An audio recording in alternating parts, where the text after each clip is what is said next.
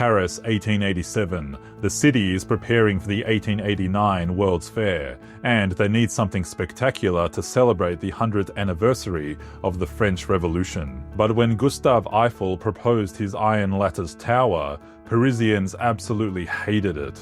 This is the story of how the world's most beloved landmark was almost never built. So the French government had held a competition for the fair's centerpiece. They wanted something that would show off French engineering and make the world gasp. But when Eiffel submitted his design for a 1,000-foot iron tower, the reaction was brutal. Artists, writers, and architects wrote angry letters calling it a useless and monstrous tower and a dishonor to Paris. They said it would dominate the skyline like a gigantic black factory chimney and ruin the beauty of their beloved city. But Eiffel had something that critics didn't: incredible engineering skills and unshakable confidence. He'd been building bridges and railway structures for decades. He knew his tower would work. Then came the construction challenges.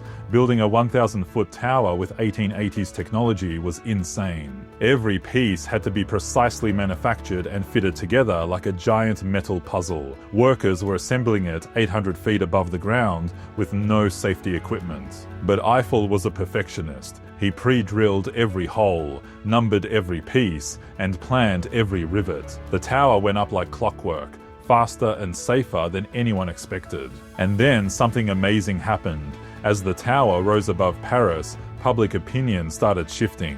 People began to see its grace and elegance. The iron lattice work looked delicate despite its massive size. When the World's Fair opened in 1889, 2 million people visited the Eiffel Tower. They climbed its stairs, rode its elevators, and marveled at the view from the top. Paris had never seen anything like it.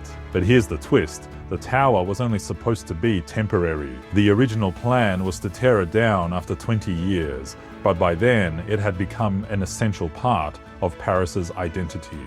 The structure that critics called ugly and useless became the most recognizable building on Earth. It proved that sometimes revolutionary architecture takes time to be appreciated. Today, the Eiffel Tower welcomes 7 million visitors a year. Not bad for something Parisians once thought would ruin their city.